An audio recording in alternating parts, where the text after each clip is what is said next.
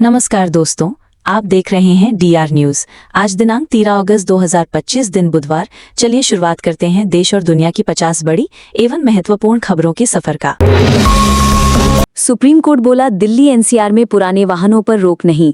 10 साल पुराने डीजल और 15 साल पुराने पेट्रोल वाहनों पर कार्रवाई न करने का आदेश।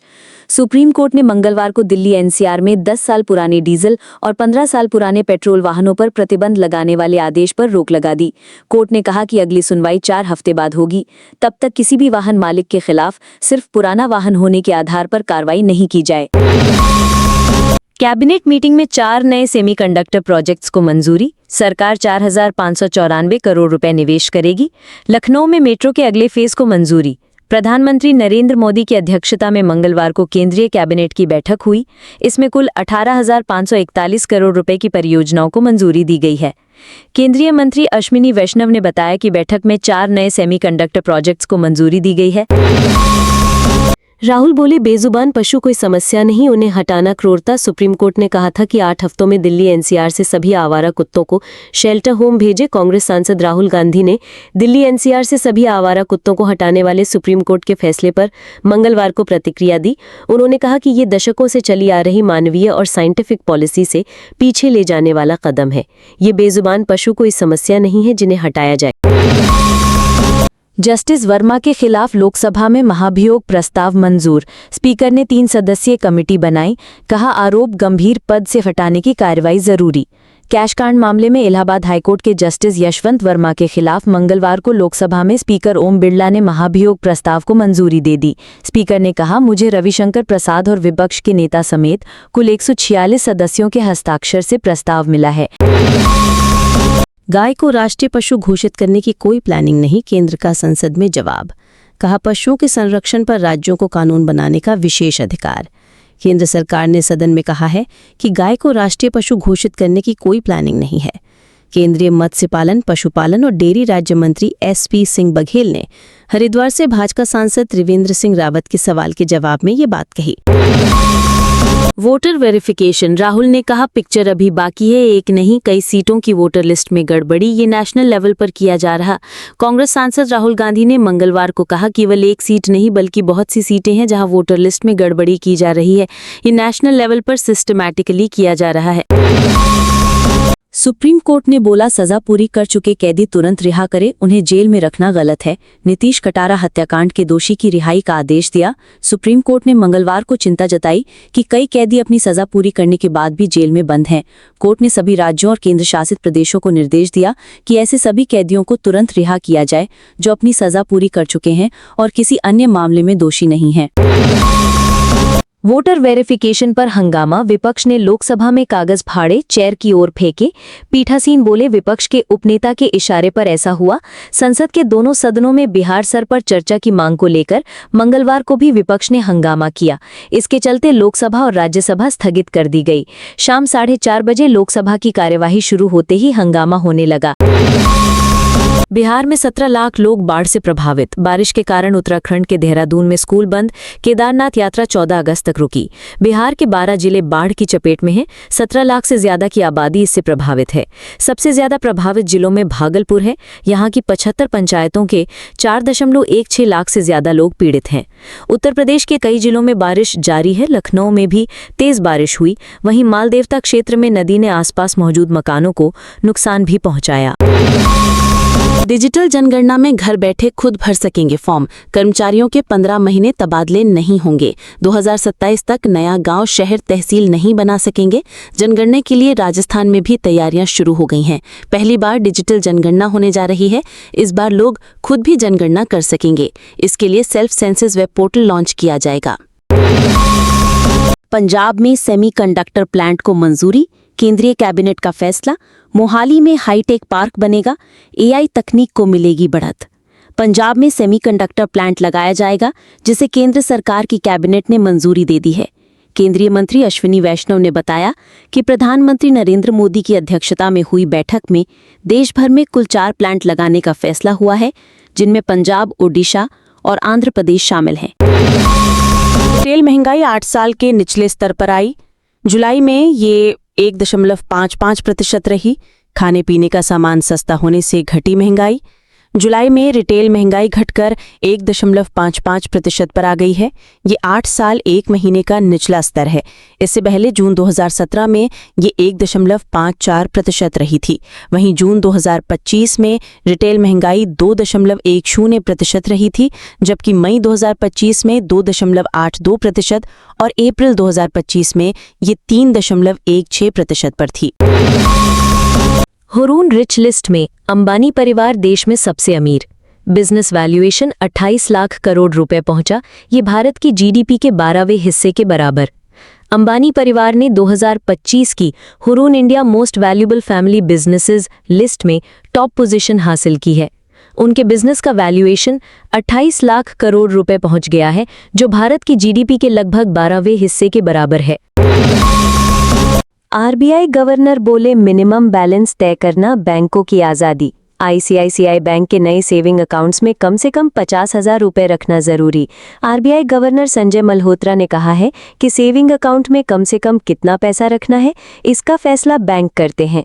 आरबीआई की इसमें कोई भागीदारी नहीं होती है। भारत चीन के बीच डायरेक्ट फ्लाइट अगले महीने से। रिपोर्ट में दावा, भारत ने एयरलाइन कंपनियों से तैयारी करने को कहा। कोरोना काल से बंद है। भारत और चीन अगले महीने की शुरुआत में सीधी फ्लाइट सर्विस शुरू कर सकते हैं। ब्लूमबर्ग की रिपोर्ट में ये दावा किया गया है। इसे दोनों देशों के रिश्तों में सुधार का संकेत माना जा रहा है। पाकिस्तानी आर्मी चीफ की धमकी, जामनगर रिफाइनरी को उड़ा देंगे। अमेरिका में कहा था, हम डूबे तो आधी दुनिया को ले डूबेंगे। पाकिस्तान के फील्ड मार्शल असीम मुनीर ने गुजरात में रिलायंस इंडस्ट्रीज के जामनगर रिफाइनरी को निशाना बनाने की धमकी दी है। ये दुनिया का सबसे बड़ा सिंगल साइट रिफाइनिंग कॉम्प्लेक्स है। ट्रंप बोले, भारत पर टैरिफ रूस के लिए झटका। इस हफ्ते पुतिन से मिलेंगे। कहा, डील होगी या नहीं 2 मिनट में पता चल जाएगा। सोमवार को व्हाइट हाउस से बयान देते हुए ट्रंप ने कहा कि अमेरिका जब रूस से तेल खरीदने वाले उसके सबसे बड़े यानी चीन या दूसरे सबसे बड़े यानी भारत तेल खरीदार पर 50% टैरिफ लगाने की बात कहता है, तो ये रूस के लिए बड़ा झटका है। सुप्रीम कोर्ट ने माना, आधार नागरिकता का सबूत नहीं। जिंदा लोगों को मृत बताने पर चुनाव आयोग बोला, गलतियां स्वाभाविक। बिहार एसआईआर पर हुई सुनवाई। सुप्रीम कोर्ट में मंगलवार को बिहार में चल रही स्पेशल इंटेंसिव रिवीजन यानी एसआईआर, सामान्य शब्दों में वोटर लिस्ट वेरिफिकेशन पर सुनवाई हुई। आरजेडी सांसद मनोज झा की तरफ से पैरवी कर रहे वकील कपिल सिब्बल ने कहा, बिहार की वोटर लिस्ट में 12 जीवित लोगों को मृतक बताया गया है। इस पर चुनाव आयोग ने सवाल खड़े किए। बिहार में फर्स्ट टाइम वोटर की उम्र 124 साल। डीओबी 1990 की जगह 1900। संसद के बाहर मिंता देवी की फोटो वाली टी शर्ट पहनकर प्रदर्शन। बिहार की महिला वोटर मिंता देवी सुर्खियों में है। दिल्ली में संसद के बाहर प्रियंका गांधी से लेकर विपक्ष के कई बड़े नेता उनके नाम और फोटो वाली टी शर्ट पहनकर प्रदर्शन कर रहे हैं। वहीं 35 साल की मिंता देवी की उम्र वोटर कार्ड में 124 साल बताने पर वो और उनका परिवार परेशान है। दरअसल वोटर लिस्ट रिवीजन में हुई गड़बड़ी का एक और मामला सामने आया है। Shubman Gill ICC player of the month बने। बेन स्टोक्स और वियान मुल्डर को पीछे छोड़ा। एंडरसन तेंदुलकर ट्रॉफी में 4 शतक लगाए थे। टीम इंडिया के टेस्ट कप्तान शुभमन गिल को आईसीसी ने जुलाई का प्लेयर ऑफ द मंथ का अवार्ड दिया। उन्होंने इस रेस में इंग्लैंड के कप्तान बेन स्टोक्स और साउथ अफ्रीका के ऑलराउंडर वियान मुल्डर को पीछे छोड़ा। शुभमन ने जून से अगस्त के बीच इंग्लैंड में खेली गई एंडरसन तेंदुलकर ट्रॉफी में 4 शतक लगाए थे। सरकारी नौकरी एएआई में 976 पदों पर भर्ती का नोटिफिकेशन जारी। 28 अगस्त से आवेदन। सैलरी 1,40,000 तक। एयरपोर्ट अथॉरिटी ऑफ इंडिया यानी एएआई ने जूनियर एग्जीक्यूटिव जेई के पदों पर भर्ती का नोटिफिकेशन जारी किया है। इन पदों के लिए आवेदन की प्रक्रिया 28 अगस्त से शुरू होगी। उसके बाद उम्मीदवार एएआई की ऑफिशियल वेबसाइट aai.aero पर जाकर आवेदन कर सकेंगे। रेलवे में अप्रेंटिस के 904 पदों पर भर्ती। लास्ट डेट 13 अगस्त। 10वीं पास तुरंत करें apply. RRC south western railway में 900 से ज्यादा पदों पर भर्ती निकली है। इस भर्ती के लिए आवेदन की आखिरी तारीख 13 अगस्त तय की गई है। उम्मीदवार ऑफिशियल वेबसाइट rrchubli.in पर जाकर आवेदन कर सकते हैं। आज़ादी के बाद का सबसे बड़ा खेल सुधार खेल मंत्री स्पोर्ट्स बिल लोकसभा के बाद राज्यसभा में भी पास 23 जुलाई को पेश किया गया था। मंगलवार को नेशनल स्पोर्ट्स गवर्नेंस बिल और नेशनल एंटी डोपिंग संशोधन बिल 2025 लोकसभा के बाद राज्यसभा में भी पास हो गया। केंद्रीय खेल मंत्री मनसुख मांडविया ने ये बिल पेश किया, जिसका उद्देश्य भारत में खेल प्रशासन को मजबूत बनाना है। मानहानि केस धोनी की अर्जी पर सुनवाई होगी। मद्रास हाई कोर्ट का आदेश। माही ने मीडिया हाउस पर 100 करोड़ रुपए का दावा किया था। पूर्व भारतीय कप्तान MS धोनी के 100 करोड़ रुपए मानहानि केस में मद्रास हाई कोर्ट ने सुनवाई करने के आदेश दिए हैं। धोनी का बयान एडवोकेट कमिश्नर के माध्यम से रिकॉर्ड किया जाएगा ताकि भीड़ और अव्यवस्था की स्थिति से बचा जा सके। आज सोने चांदी के दाम में गिरावट। सोना 287 रुपये गिरकर 99,670 रुपये प्रति 10 ग्राम पर आया। चांदी 1.13 लाख रुपए प्रति किलो बिक रही। सोने चांदी के दाम में आज यानी 12 अगस्त को गिरावट है। India Boolean and jeweller association IBJA के अनुसार 24 कैरेट सोना का दाम 287 रुपये गिरकर 99,670 रुपये प्रति 10 ग्राम पर आ गया है। इससे पहले सोना 99,957 रुपये पर था।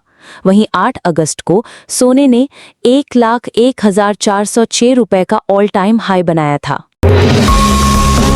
सेंसेक्स 368 अंक गिरकर 80,236 पर बंद। निफ्टी भी 98 अंक लुढ़का।